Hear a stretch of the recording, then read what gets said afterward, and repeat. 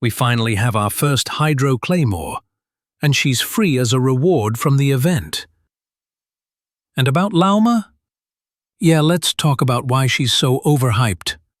We also got some insane kit info about the new male polearm user. And that's not all. We actually have the full character lineups for the first two 6.0 patches. Alright, let's start with Lauma. She's confirmed to be a Dendro support and a catalyst user, yes, and she's actually the character we've been talking about for like the last month. If you've seen my videos, you know. She's bringing lunar reactions related to Dendro. Yes, lunar bloom and even lunar hyper bloom. Sounds insane already? Let's take it to the next level. According to testers, she has crazy synergy with Nilou. Yeah, the Bloom Queen might finally be back in the meta. Hoyo seems to be trying to make Lauma the Escafir for Bloom, a true dedicated Dendro support, unlike Baizhu. And yeah, sorry, but he's power crept. Now talking about her team roles, weapons and where to use her, especially now that we understand her mechanics. She's focused on Bloom but can also trigger Hyper Bloom, burgeon and convert them into lunar versions, like Lunar Bloom or Lunar Hyper Bloom. But the thing that actually makes her broken is this. She makes reactions crit. Yes, reactions like burning with Toma could crit now. Yeah, okay. About her kit. Basic attacks are normal. Her elemental skill applies Dendro off-field and follows enemies, exactly like Karara's mechanism. Her burst sends her into a moon blessing stage. Get used to moon names now. Night Soul, Moonshade.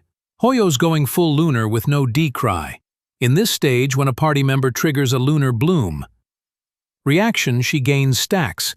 Each stack buffs the bloom core, giving it crit potential. So yes, by using her burst, she's making Dendro reactions crit, but only lunar bloom counts towards stack gain. That's important. Only lunar bloom gives her stacks, and only then can she convert Dendro reactions to crit versions. Hope that part's clear. If not, ask me in the comments. I'll help out. Now on to her passives. First passive is simple. It converts standard Dendro reactions into lunar reactions. Second passive lets any Dendro reaction she's involved in crit, like Hyper Bloom or Burgeon. Third passive isn't confirmed yet, probably exploration related based on trailer clues. We got some info about her constellations too. Some provide healing, some give buffs, but not confirmed. Now let's talk teams. According to some testers, she can be used in any Bloom, Hyper Bloom, or Burgeon team.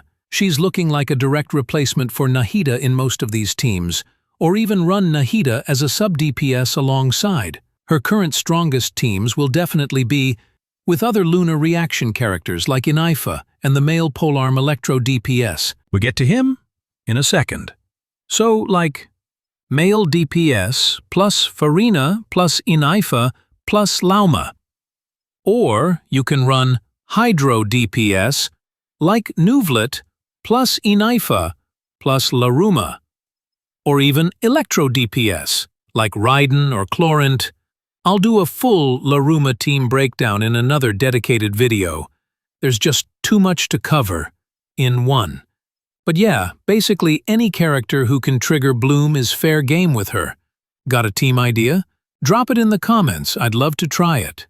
We're not going to cover the full banner info or upcoming characters here because we already made a dedicated video on that. If you want a better idea, check the link in the description. Okay, let's talk about the 6.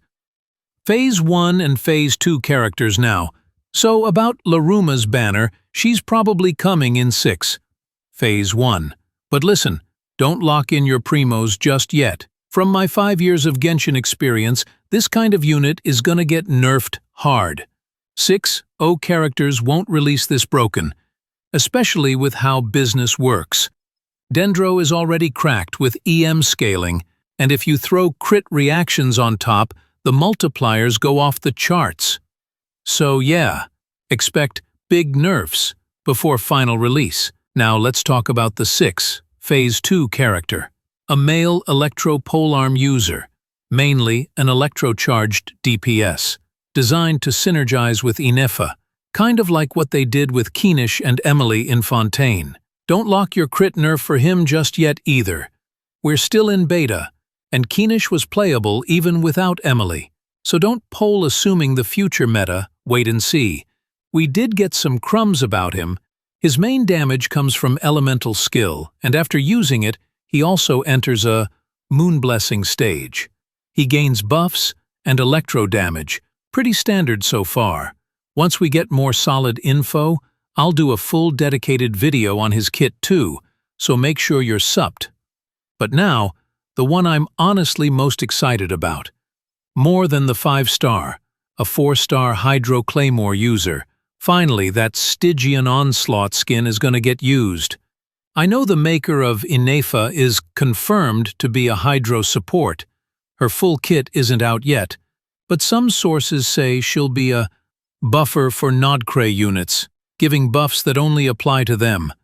There's a lot of rumors and misinfo going around, so I didn't include the messy stuff. I tried collecting this script from some of the more trusted sources and testers. So yeah, let me know what I missed. Drop your opinions and thoughts in the comments. And as always, thanks for watching. And don't forget to like and share your team comps too.